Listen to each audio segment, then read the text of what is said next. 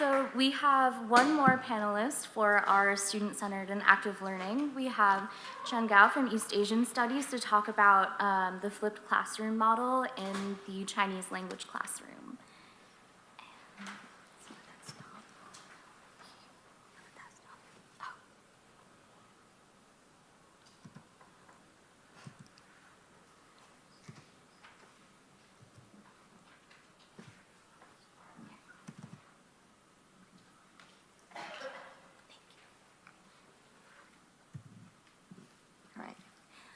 So all our Chinese teachers will tell our students in the first day class that Chinese is easy to learn. But in the reality, we all know that's not true.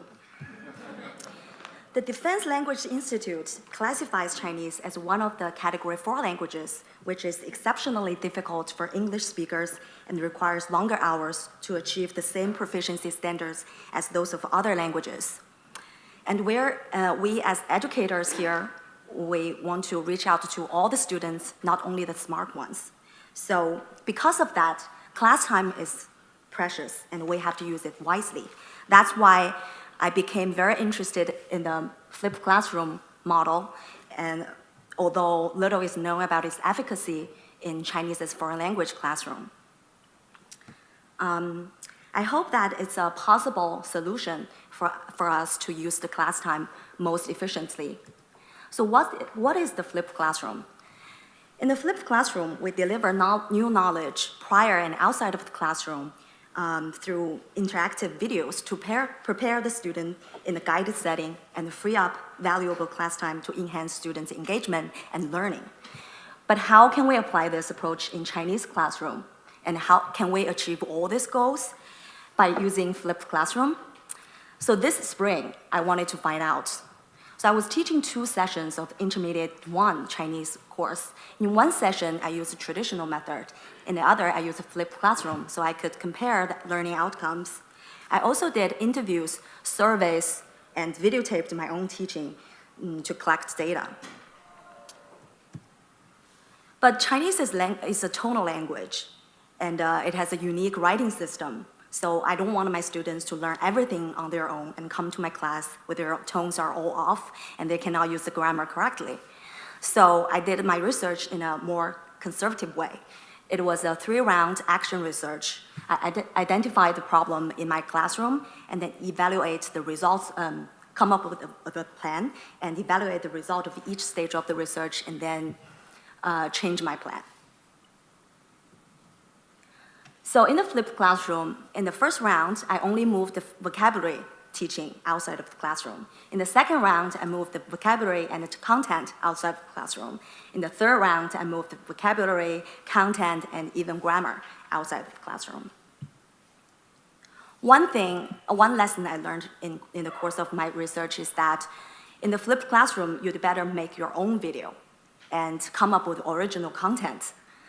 Because if the content in the video is too similar to the textbook or it's too similar to a lecture, students will have the tendency to ignore it and don't think it's necessary.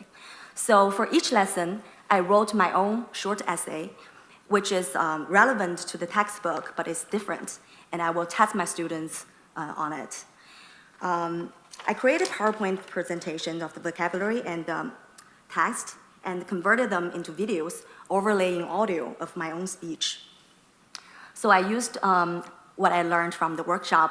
I created videos using the screen capture software and upload the videos to NYU Stream and share with my students. Following the video, I created a list of low bar questions. So students can use the videos to study new vocabulary and then watch the instructional video.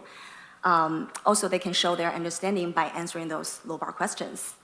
And I would provide instant feedback, and that's all be done before the class. In the classroom, we can see, because in the flipped classroom, teacher can predict what is difficult for the students, and students know about their own learning better. So we can actually use more time in the class focusing on question and answer, problem solving, and applying the skills. And we can do more discussion activities to support knowledge retention, which I cannot usually do that in traditional classroom because we don't have enough time. Like I said, one thing I've learned is that you have to make the video different from the textbook. It should be more challenging and interesting. So for example, if the textbook is talking about the room layout and the furniture, in my video, I introduced NYU dorms and incorporating the new vocabulary. By doing that, I make it more related to students' daily life and make it more interesting. I also embedded culture elements by introducing students' dorms in China and the Chinese teachers' dorms in China. So, and also in the video, I don't give them subtitles. So they have to learn the vocabulary and know the pronunciation and meanings fully in order to understand the video. That subtitle, I only use subtitle when I introduce new word. So it's very rare. So when the textbook is talking about shopping, I made videos about how to shop in New York. So students from the surveys and the interviews, they say they really like this approach because they like the fact that they have more resources online. They know they have to go there. They can always go there and check. Also, to my surprise, I didn't ask them to take notes while they were listening to the video, but students told me they would watch these videos over and over and take notes, and also they learn the structures in the video, so when they write their own essays, they use those structures. In the third round, I even took it to another level. I invited native speakers in my video to do interviews, so my students can hear real Chinese speakers talking. I also did grammar mini lessons for the key structures. Usually in the class, I don't have time to give each student one example of the structure. But in the video, I can explain more and give them more examples. Also, I can talk about their possible mistakes. So in my classroom, it proves that the flipped classroom has helped them increase their learning outcomes. And the final product was a video made by my students. Basically, it's a combination of all the topics we've learned in the semester. Here is an example. UNY 大学有很长的历史，也很有名，在国际上人们找实习工作。 So they did interviews and they introduced university. Okay. So the survey shows that most of the students, they have positive attitudes towards this approach. Of course, some of them complain about the extra work, but most of them, they think it's interesting and they can watch the videos at their own pace and watch the videos as many times as they want. And also they can watch the videos in a non-threatening environment, so maximize their confidence. So when they come to the class, they're more eager to participate in this classroom discussion. So after the research, I've discovered that the flipped classroom is a very good way to increase teacher contact time. And also, it helps create an environment that increases students' responsibility of their own learning.